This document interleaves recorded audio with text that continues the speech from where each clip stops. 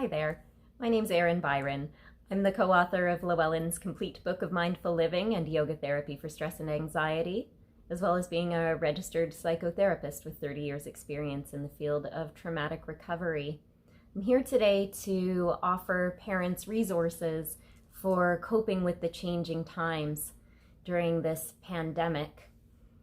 This is part one of a 3-part video series that will include techniques to support you in feeling calm and confident, as well as helping you regulate your nervous system and change the size and shape of your brain a little bit so that the patterns are in the direction of a healthy and happy home.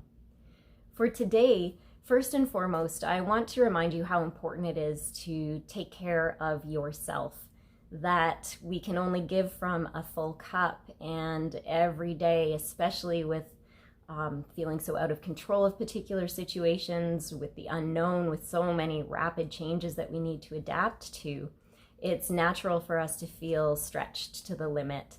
And when we're responsible for young lives, that becomes even more of a pressure cooker. So make sure you're taking a little bit of time every day to fill yourself back up so that you do have something to give into the world. And on the flip side of that, give yourself a break in the times where you might lose your temper or not behave in the ways that you wish you could behave. We're stretched thin, and those moments of humanity are actually really great opportunities in the household. If you lose your cool with your children or any loved ones, anybody really, be sure to model the importance of apology, and there in the household to include touch. We're isolated together in our homes in these situations, and never underestimate how much connection and ease, just a rub on the shoulder or a pat on the head or a great big hug can bring to all concerned. As humans, as pack animals, we thrive on touch, and that's something that's missing from a lot of our lives right now. So if you have the opportunity, emphasize that. It's a great educational opportunity when we lose our cool, because we're able to explain to our children, hey, you know what? I've been under a lot of stress and I've not been taking enough me time as I need to rebound. It's never an excuse to treat somebody poorly, but sometimes that's what happens. And it's really important that you know how much I love you and I'm doing my best. You might see me take a bit more time just to close my door and ask for some peace and quiet, and I'll respect the same when you need that. Depending on children's age, that's a really consumable and valuable message as they continue to grow, and we want to make sure we're socializing our kids to have boundaries and to care for themselves. So that's the gem that can come from those moments where we might not be behaving the way we wish we were behaving. And speaking of self-care, I'm going to give you a practice in this message that you can do anytime, anywhere, to help calm the nervous system. In other words, to get out of fight, flight, or freeze mode you've probably heard of, and get back into what is sometimes called rest and digest, or from sympathetic to parasympathetic response of the nervous system.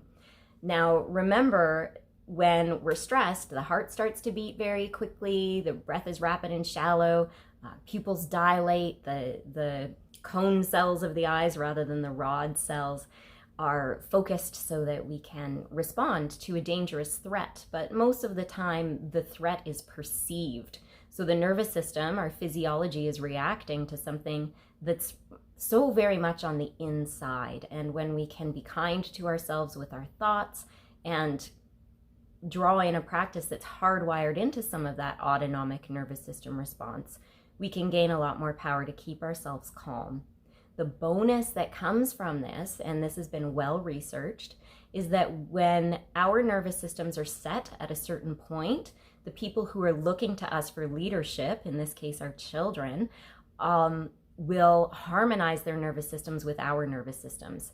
This is why on the days where you feel the most low or stretched, oftentimes the children will also be more demanding or whiny or out of sorts themselves. So when we can stay calm, when our nervous systems can stay downregulated in parasympathetics, then we are sending out that feeling to the children as well. So if my parent is relaxed, I can be relaxed. We're all safe. So I mentioned the eye cells. A simple trick that maybe you've not heard before is to begin to just notice your peripheral vision. What can I see with the sides of my eyes? And simply by cueing yourself to see more of the field of vision, it lets your nervous system know that everything's calm. You can enjoy the view a little bit more. You can pay a bit more attention to what's happening in the present around you. Or we might say be more mindful. And one that you've maybe heard before but not been doing as much as you could be doing is taking that really valuable deep breath. It just slows everything down. And there's lots of practices available to people to learn a belly breath. You can check the comments for many of the resources that I'm talking about today. I'll give you a link for a belly breath as well, and some other breathing practices if you're interested. But for right now, we're going to play with something called the intercostal breath.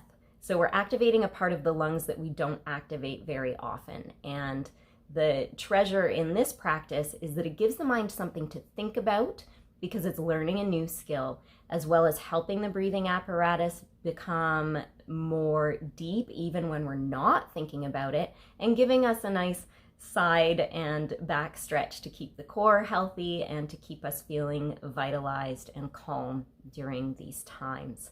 So what I'm going to ask you to do is to just start to notice what your ribs are doing. So if my fingers are mirroring the action of the rib cage, when you inhale, for most people until they've practiced this, the rib cage stays very static laterally or side by side, and it just lifts up when we inhale and it drops down when we exhale. Now what we're looking for, thinking of the diaphragm, which is that bowl-shaped tissue at the base of the lungs and at the base of the rib cage. When we inhale, the diaphragm curves down towards the abdomen, so the belly rounds out.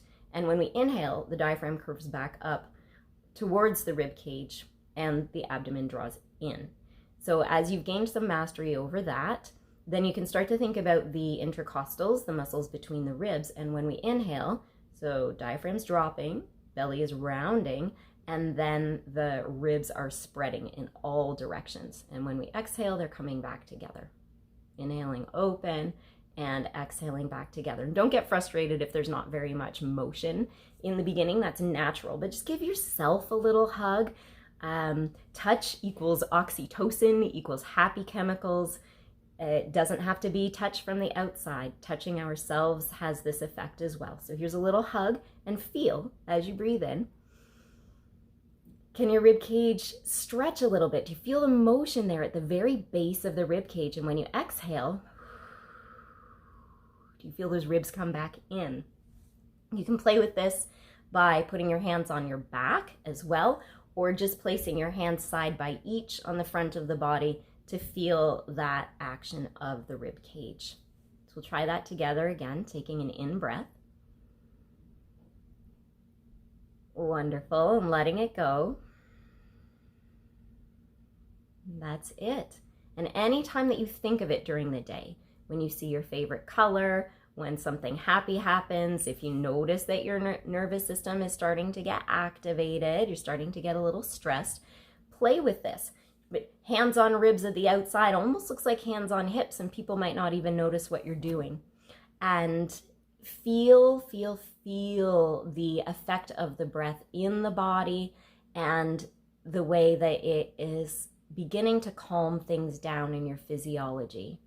This practice is amplified 1,000-fold if we include state of mind. So if you have a snapshot that you like to remember, a quote, a piece of scripture, a favorite song lyric, color, very, very simple, anything that you bring your mind to that causes a pleasant thought or feeling at the same time as you're consciously breathing in and out, well, that really, really trains the emotions, the anatomical brain, our physiology. in the direction of consistent calm. So I hope that you have fun with that practice. My contact information is below. Please do reach out to me with any questions or comments. I'll be sure to answer them. And remember the importance of keeping yourself calm for co-regulation, so those around you stay calm, that it's human to lose our cool, and when we lose our cool, it's an opportunity for education and for touch. I look forward to hearing from you. Remember, please to like this video and share with anybody that you think might benefit, and I'll talk to you soon.